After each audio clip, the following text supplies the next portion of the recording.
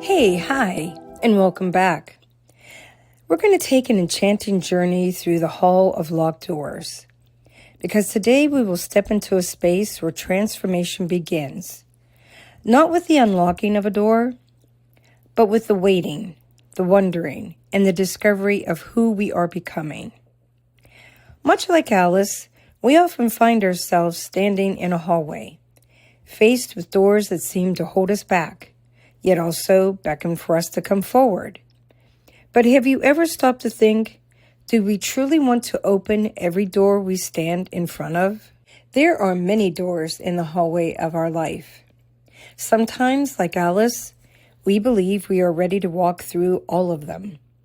We eagerly desire to open all of them at once, only to find that they're locked. Because not all doors are meant to be opened all at once. When we encounter the locked doors, we may think it's not able to be opened merely because we don't have the key.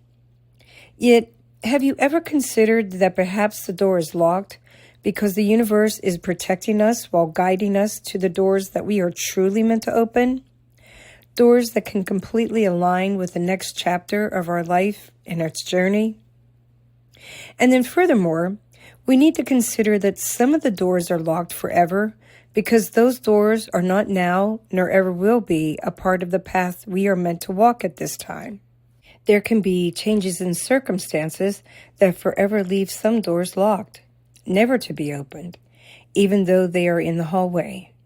Let's explore these questions together as we dive deep into the powerful symbolism of the hallway in Alice's journey and how it mirrors our own. Much like Alice, we find ourselves standing in a hallway, faced with barriers that seem to hold us back. And yet, we are also beckoned to step forward. So what does it mean to be in this space of pause, of potentiality? And what are these doors trying to tell us about the paths that we have yet to walk? In the narrative, the hallway itself is an intriguing, almost liminal space. It's not a place to linger, but a space that connects different parts of the journey. A hallway is neither a room nor an open space. It exists to connect, yet it's transient. Symbolically, a hallway represents a passageway. It is often a space of transition, separation, and decision-making. It is the place where Alice, after drinking the Drink Me potion, finds herself unable to fit through the door that leads to the garden.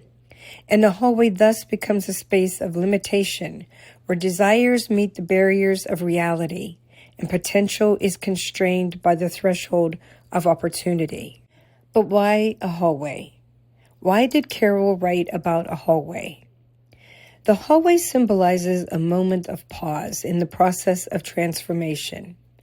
Carol could have easily placed Alice in a large single room with many options, but the hallway's narrow, restrictive nature speaks to something deeper. It speaks to the concept that the process of growth isn't instantaneous. Transition often involves narrow, difficult pathways before we arrive at a place where we can flourish. We must walk the hallway before we can open the doors. It is a metaphor that in-between moment that we often find ourselves in life. The space where we are not where we were, but yet not where we want to be. In this story, the hallway with locked doors is something Alice will have to navigate to move forward. The locked doors represent life's potential that seems just out of reach. They are the portals in through which to access something more, something to transform, something to evolve. And yet by being locked, the doors signal that they're not meant to be opened immediately. By being locked, they signal required time, patience, knowledge, and understanding need to come first. Just as in life, we may stand in a hallway, faced with opportunities that seem locked, uncertain if or when the door will actually open. And it is in this moment that personal growth has its first flicker of existence. For in this moment of standing with so many locked doors to so many opportunities, We can choose to wait for the key to appear, or we can obtain the key by facing any of the challenges necessary. In our modern lives, we find ourselves in a hallway at different points. It's that liminal space of waiting and wondering. What is next? How do we proceed? And just like Alice, we sometimes feel we are too small or too constrained to access the things we desire. Yet the hallway does hold the powerful lessons. This hallway represents a place of pause where we gain clarity. It is the perfect reminder that life often requires patience, knowledge, and clarity. It takes the consideration and the understanding that the doors we seek will only open when we are ready, not necessarily when we demand them to. Think of the hall of locked doors in your life. What doors have you been standing in front of, uncertain and unsure of how to move forward?